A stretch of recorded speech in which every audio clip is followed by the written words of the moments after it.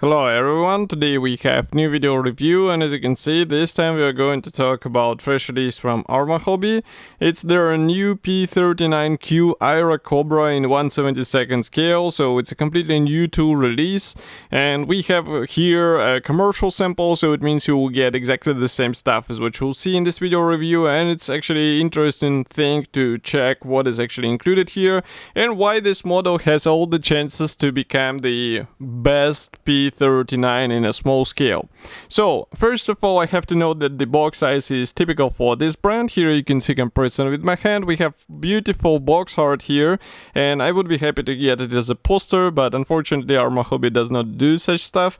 Here on the side we will find some safety information and also information about the manufacturer, and here on the opposite side you can see also some information about the content. So we have 5 marking options, we have plastic, and we have also masks included here. And here on the rear side you can see actually all these 5 markings. I have to say that they're quite colorful, and even though we are all used to see green Airacobras, doesn't matter which manufacturer which produces them. And here we have a side opening box, so it's easy to open. If I take it out, as you can see here, we have all the parts packed into the same plastic bag. It's a resealable plastic bag, so it should be quite easy to open. Just give me a second and I'll take out everything and we will take a closer look together. So first things first, I would like to show you small surprise here. So as usual, Arma Hobby surprises with minor things, and for example the small ball weights, they're already included here. And as we know, it is always tricky with Airacobra because it's a nose landing gear leg aircraft or tricycle aircraft, so that's why you have to be careful with the nose weights, otherwise you will have a tail seater. And here manufacturer actually provides the necessary amount of the weight, and you don't have to be worried about it. You actually get the right thing out of the box and you just have to place it in your model. So here I opened another plastic bag, and as you can see we have clear plastic parts. So as one can, let's say, predict, the doors are molded out of clear plastic as well, and they're molded separately so you can open them because that's the only way to expose the cockpit on this aircraft. And overall molding quality looks great, just like on the previous kits from Arma Hobby, so it's just a matter of careful assembly. And we have masks included, as you remember, so basically you get everything you need out of the box. And now we can move to gray plastic sprues, which are, to be honest, surprisingly heavy, because before I was used to see the relatively light sprues from Arma Hobby, and this one is a bit exclusion from the rule because, as you can see, the frame or the sprue itself is thicker, but the parts are still nicely molded. We have here the fuselage half, we have also top panels for the wing. Note that the wing mechanization is actually pre-molded. We have propeller here with attachment points on the blades. I'm not sure why they keep molding right on the blade edges. Maybe it makes it easier to mold this way, maybe something else, but we have what we have. We also get another propeller type here. We have landing gear doors. We have also some minor elements for the cockpit. But let's zoom in and take a closer look together. So first of all, I have to note the external features on this aircraft. They look great, and maybe if I close the light a bit, you can see that we have recessed panel lines, but they're not that deep. So just like in the previous releases from Arma Hobby, for example, here on the wing parts is the same story. You have to be careful with application of the paint and primer, otherwise you might lose all these details if you will overdo with thick layers of paint and primer, and then it will be really tricky to rescribe with the same quality as what you get here out of the box. As I said, the doors are separate here. Note that the tail fin is also separate, and if I flip it over, here inside we have some pre-molded features. We also have these weird pins.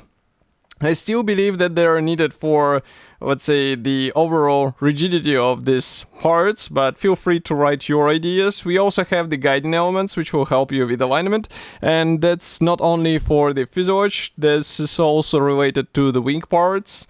And as you can see here, we also have some features for the main wheel wells, and that's actually a good thing because we are still dealing here with a 1/72 scale kit, so you shouldn't forget that all these features are coming out of the box in a really tiny model. Here you can see comparison with my hand together with the fuselage halves, so it's really great thing, and it shows what you can achieve with modern molding technologies. And I have to note that some, let's say, manufacturers, they do not provide such things in bigger scales, so that's why it's really great to see all this stuff out of the box.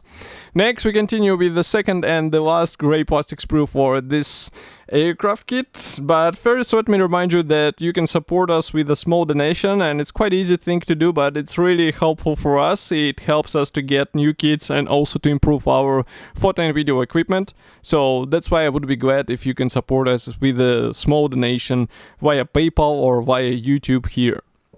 So for this sprue, we have the lower panel. And as I said, the wing mechanization is promoted, which is rather surprising, especially in comparison with Mustang from the same brand, which had the separate flaps at least. But I'm sure that we will see some aftermarket, and note that here we have the separate elevator, so they decided to go separate in this section. We also get the separate rudder. We also get separate fuel tank, and I can see another type of the propeller. And note here we get the special shape for the metal balls, so you insert them into these special slots and they will not be flying around in the aircraft. And of course several types of the exhaust stacks, several types of the gun barrels, and what else? Bombs here. So let's zoom in. And now you can see all these parts closer.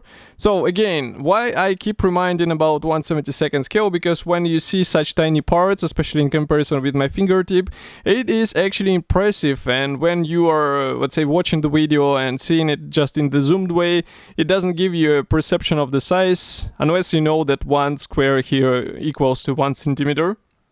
And here we continue with landing gear wheels. I'm sure that we will see some aftermarket upgrades for landing gear wheels, and maybe for the flaps, as I said before, maybe for the pilot seat, which you can see here. And all this stuff will add more features, but it will be also additional investment into your model, so it is up to you. In my opinion, what we get out of the box is more than sufficient for a nice build out of the box. And if I flip it over, here again we have some guiding elements for the wing parts, so it should be relatively easy to combine all these things together. The same applies to these fuel tank parts and some other things which are separated into two halves.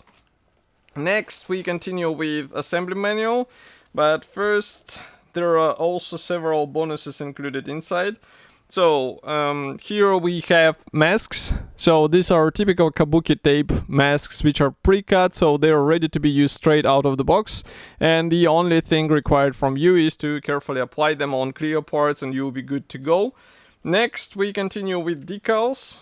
So actually there is one decal sheet with all necessary symbols, and it is printed in tech mode. So I will zoom in so that you can see it closer.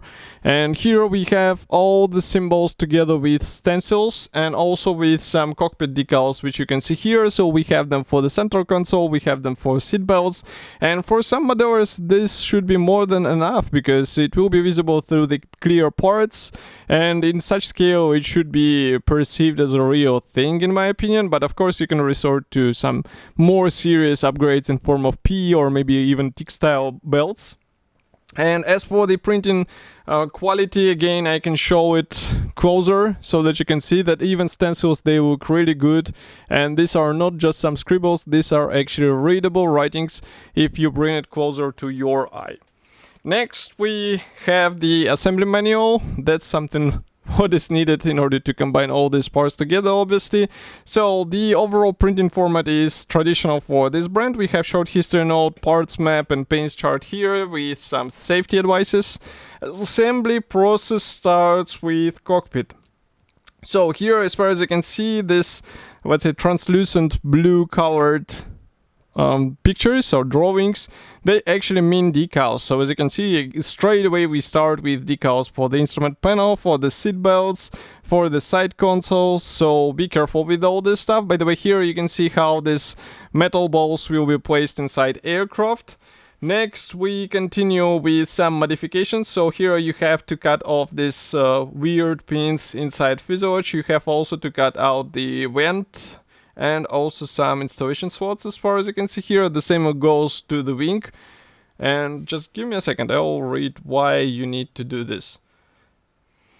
So this will be needed in the wing. It will be needed in order to install the 50 cal machine gun, because otherwise it will not fit inside. And next we continue with position lights. So here you also have to move them out, and as far as you can see, it should be done for all markings excluding the fifth one. Next we continue with landing gear ports, landing gear doors and air intake. Again, some parts are being modified here for the landing gear. And next we continue with canopy being installed together with the doors, propeller, bombs. And by the way, you have a choice between bombs and fuel tank. Then we continue with the stencils application guide, and we start with marking guide. So these are first two marking options, which are quite interesting in my opinion. And this cover is unusual, I would say, for Airacobra.